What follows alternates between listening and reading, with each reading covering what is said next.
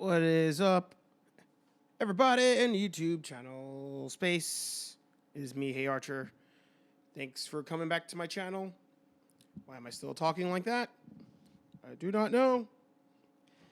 I am beat right now. I'm still trying to fix this microphone. This whole studio is fucking falling apart. It's not even a real studio. You know what it is? Actually, everything is falling apart today in honor of Luke Thomas, because that's what this episode's about. The end of the MMA Hour. If you like everything on this channel, don't forget to like and subscribe. But no, so in all seriousness, so this week Luke Thomas announced that the MMA Hour will end as we know it, and this is kind of the second time that it's ended, in a different way. So for those of you who do not know, one of the biggest MMA journalist platforms and YouTube channels is MMAfighting.com. And it got popular because of a little unknown journalist, student from Syracuse, but originally from Canada, named Mr. Ariel Helwani. Now, you might actually know Ariel Helwani at this point from being on ESPN show around things related to basketball, on top of course, MMA. But if you, let's say that you watch this channel, but you don't dive into all things MMA, you might have seen him actually on some things on ESPN with regards to the draft, New York Knicks, all that kind of stuff, which is actually what he wanted to do all along since he was in school. But he kind of fell into the MMA space probably almost 10 years ago at this point, and became the face of MMA journalism. So, the Mixed Martial Arts Hour, for a lot of us, was kind of our main source for MMA news, and New York Rick and Ariel Helwani were the faces of that. Actually, at first it was Ariel Helwani, and then New York Rick. It's funny, the story is that he wrote a letter or an email to Ariel saying he wanted to work on the show for free because he was a big fan, and now New York Rick is blown up himself. So on this episode of Hey Archer, I will fuse the worlds of the Mixed Martial Arts Hour and the Hey Archer and show you guys some video from back when I was actually on the MMA Hour. And this was in 2013, I found out. And it was for a segment called Rick's Picks. And they decided to do a tournament actually for Rick's Picks. Now, I had when they announced it, I was at work, and I decided to call in to the show in general that day. But then that's when they also announced the tournament. And I said, oh, this could be my chance to try to get in on this tournament. So I actually called the number, and every time I call the number, it's busy. But on that day, I called the number, and I might have actually sent a tweet to Rick as well, asking for the phone number. But that's what it was. If you tweeted New York Rick, he sent you the number, but there was no guarantee you can get through. I called, got through, and had the honor and the privilege of following a one Mr. Rich Franklin, who he was the last guest of the show before they went into the Q&A portion with the fan questions. So what I will play for you guys is the segment where I was in, or when I called in to talk to Rick and Ariel. And then I'll show you after that when I actually got selected to be in the tournament. So don't forget, like and subscribe.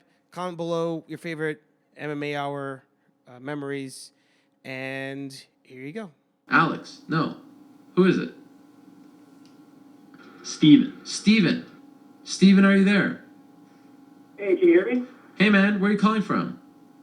Hey, Aaron. Actually, I'm calling from inside a storage container in Long Island. Storage container? Who put you there?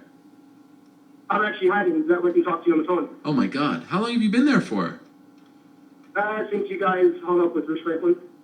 Oh, that's not so bad. Well, thanks for calling. We appreciate it. Now, by the way, do you have, good air circulation in there? Can you breathe? Yeah, it's open, so I can breathe.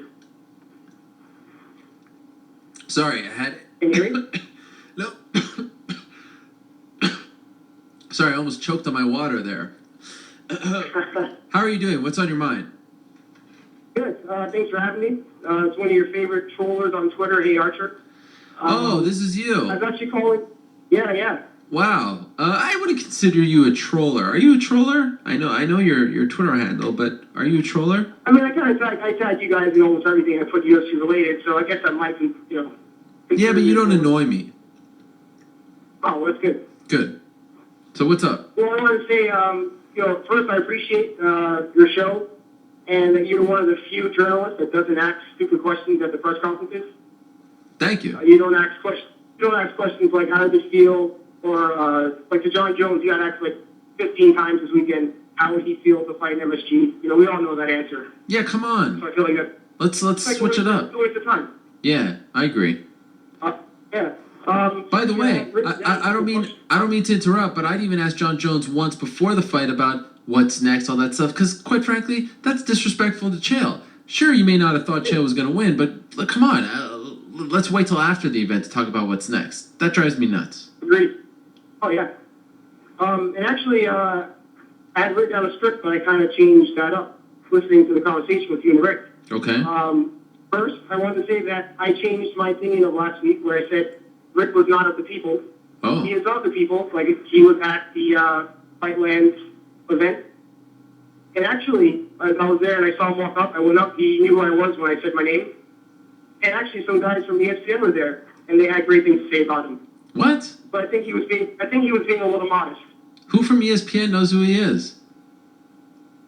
Rick, what was his name out there? I always forget his name. Chuck Mindenall. Oh, all right. Now we're like Chael said. Let's not forget about the .com. All right, just saying. That's true. I thought it was like Stuart Scott or someone. Yeah, I'm sure they know who he is too. And by the way, do you believe that he really knew who you were, or was he just being like, "Oh yeah, of course"? Oh no, of course, because I didn't even say my name, and he said, "Oh hey, what's up, student?" How did he know? Because I know my fans. He recognized me from the November. Oh wow. Well, that's impressive. I'll give you that. But yeah, he's not the people. Well, I don't know about that. I mean, he did unfollow like 400 people. That's, in my opinion, a little rude. Agreed. But actually, I was going to say that's a good idea with the that tournament you have, toughest tournament in sports. Oh yeah. What do you think of that? I'd love to be in on that. Oh really? Well, why do you deserve to be in it? Well, I think that Rick's picks weren't too bad. I would have, changed them up a little bit. I don't think he really played with the numbers as much in terms of, if this guy. So not so much sure with the sure bet, but if the underdog won, how much they would actually pay out. So I think in that sense I do a better job. But that's not to say Rick's picks, weren't good at all. But I think that in this tournament, Rick should actually be more towards the finals. I think that us loyal fans should duel it out and then go for the chance to go up against Rick. Listen, you it's not fair to just throw him in right away. If he's the one that we're trying to better, he's currently top of the mountain. That's an We should interesting. have to go. And so along the way, he is sort of critiquing what other people are doing. Right. But why should he be atop the mountain? He lost the competition, so he needs to go back down. It's sort of like in the English Premier League. If you finish in the bottom three, you got to go back with the AAA teams. Well, at the same time, I mean, he wasn't doing too bad before it actually became a betting game. I mean, his picks before that and the way that he analyzes them are pretty on point. So it's not like he's doing a terrible job. Oh, I don't doubt that, but you can analyze them and get them wrong. And by the way, what was the record? Like 26-14, something like that? I mean, come on. We're shooting for above 300 here.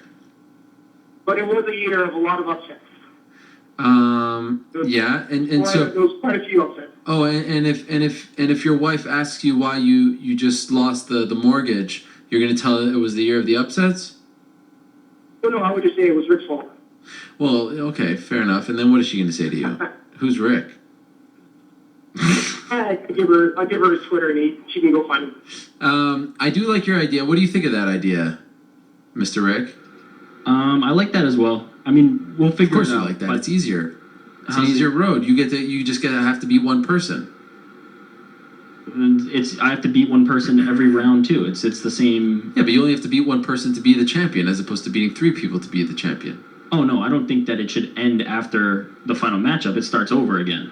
No. What he's saying is, and correct me if I'm wrong here, Steven, that they have the tournament, and then to be crowned champion, they have to be sort of like Mike Tyson's Punch Out. You only really win the game once you beat Tyson. Right. So that happens, right? Yeah. Then if I win, the tournament starts all over. If I lose, I go back into the tournament. With all due respect to Bellator, this isn't. We're not going to have 400 tournaments going on here. You know what I'm saying? What do you think this is? The summer series? I don't even know what that is. I think that makes more sense. Then it's like a fun little journey. Plus, he knows he's gonna win. He that's what he feels. So don't give him an out. I'm just saying, put him at the, give him a little bit of an advantage just to kind of, make it more interesting. So if it's just a bunch of us on Twitter, battling it out, take it promotional-wise, it's not that interesting. But if we're trying to take out, promotional-wise, the co-host of the show, it's brilliant promotional-wise. Imagine he loses in the first round. He has to sit there and listen to a bunch of other jabronis do his picks. I don't know. I think it makes it a little more interesting. All right. Well, let me decide how I run my show. All right. What else you got? Well, actually, I would say two things. One, I would like to start a rally for Phil Davis. Rally for Phil Davis. I think he's completely, flying under the radar for no reason. He's doing work. I mean, I don't know why. I understand why Leoto's up there on the list, but I think Leoto personally should drop to 185 anyway. But I think just because Phil lost that, fight to Rashad, which Rashad just kind of held him down the entire time, I don't think that should knock him out of the top 5. I still had Phil Davis. Last time I did my rankings, I had him in the top 5. I know New York Rick's a big fan of his, right? You're still a big fan of his. Absolutely. I wonder what he does next. But that was an okay performance. I give him props because why should you wrestle Vinny Magalhaes? Why should you put him on the ground when he's great off his back? But striking, you never got the impression, although he did rock him in the first, after that you never got the impression that he was going to finish him on his feet. Right. But I still think... But, I think... Go ahead. Well, I think time-wise, it won't work out. I think right now it should be him versus Alexander to see who goes up next. But they had that fight already. They had that fight, and they're also teammates. It's not gonna. I don't think it's gonna happen again. You know what I'd like to see? I think makes sense. Phil Davis, Ryan Bader. How about that? Would you put Ryan Bader that high right now, considering his losses? Nah, I didn't really consider Vinny to be that high. That's just kind of the way things go. Or the winner of Glover Teixeira versus James Tahuna, which happens next month. That one. All right. That makes more sense to me. Fair enough. And so then I got one last point. Yep. Once again, to give props to New York Rick and maybe start another little bet going on. Okay. I think you guys should have your own competition on shirts. Shirts? You have the Hawaiian on shirts. Yeah. I say we start a New York Rick shirt line. Really? See who sells the most shirts. Sells the most shirts? And what would it say? Look, people have wanted me to put out a shirt for a while, but it had to be the right one. It had to make sense. Were we just going to put out a shirt? No, that's what Twitter's for. I'm sure right now on Twitter people are going to put up ideas on what. I have an idea. I have an idea for a perfect one, but I'm not gonna give it to you guys. If you want to open it up to Twitter, go ahead. But I have an idea for a perfect one.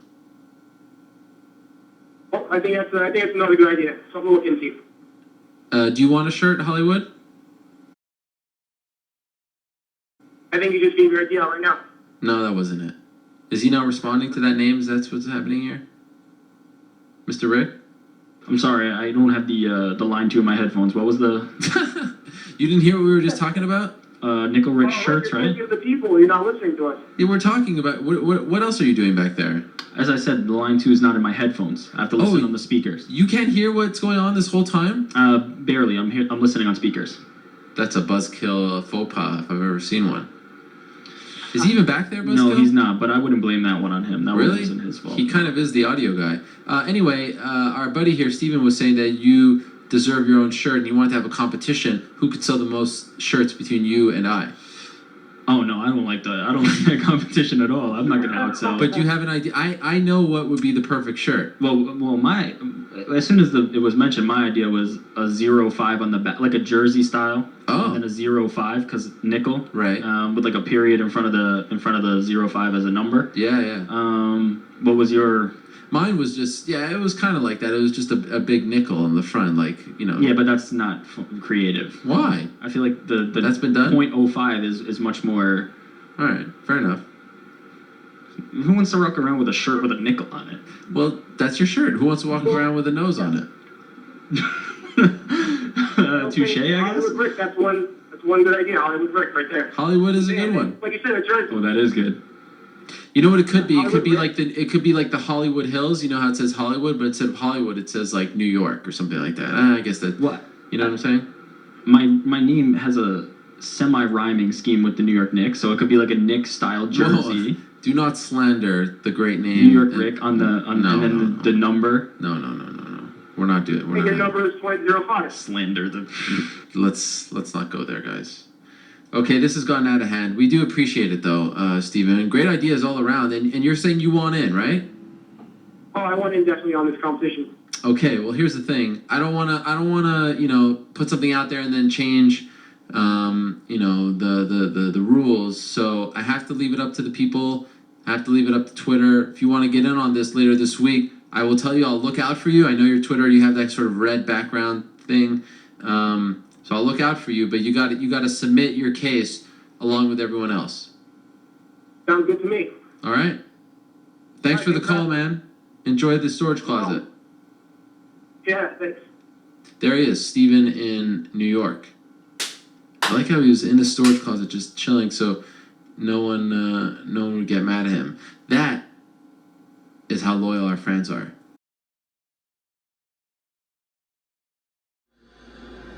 Our next one's our buddy Steven Archer. Okay, who Steven called Archer. in last week. Of course he did. He said, I suggested the Unfollow tournament last week and this week's King of the Hill.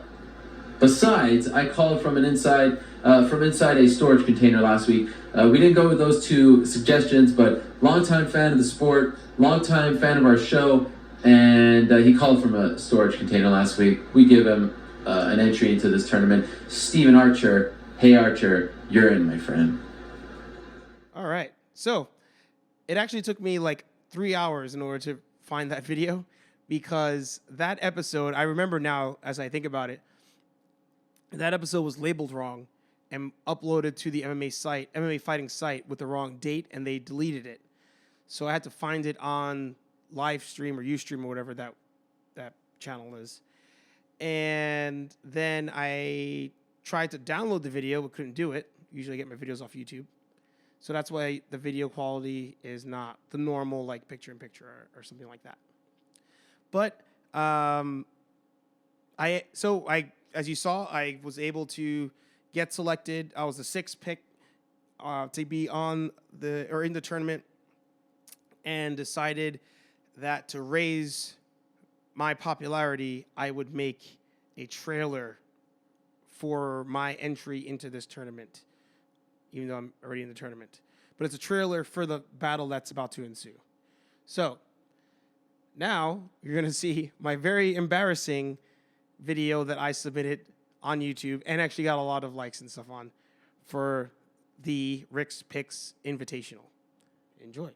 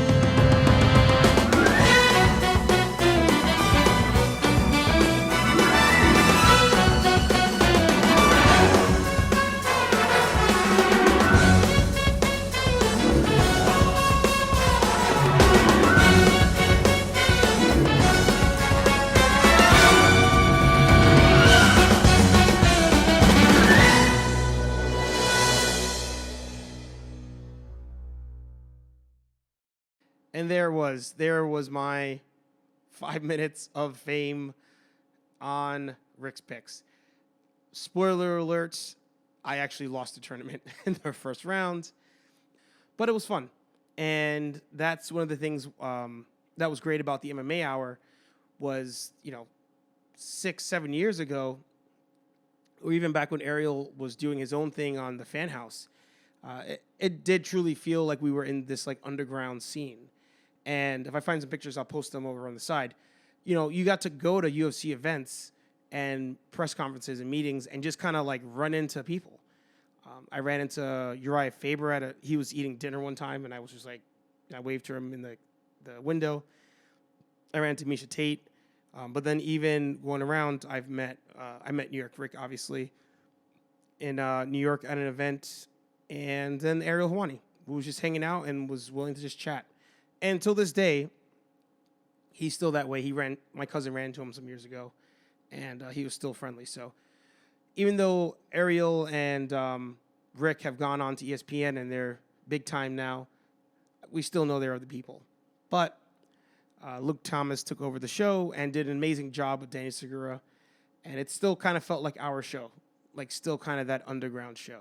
So I will say it's been a great journey watching you guys over at MMA Fighting, all of you, and even though everybody has left, and I'm not sure what happened on the live chat today. I don't know if that show's done, but with the MMA Hour being gone and the New York or the MMA Beat being gone, I don't know. It's kind of like a piece of the MMA fandom has kind of died off.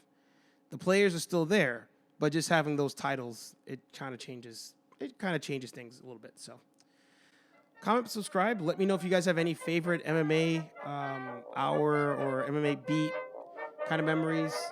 How about you could even comment below fun memories of you meeting anybody from either there or just MMA in general. And I will see you guys in the next video. It's been fun, fellas and ladies over at MMA Fighting. It's been fun. See you guys next time.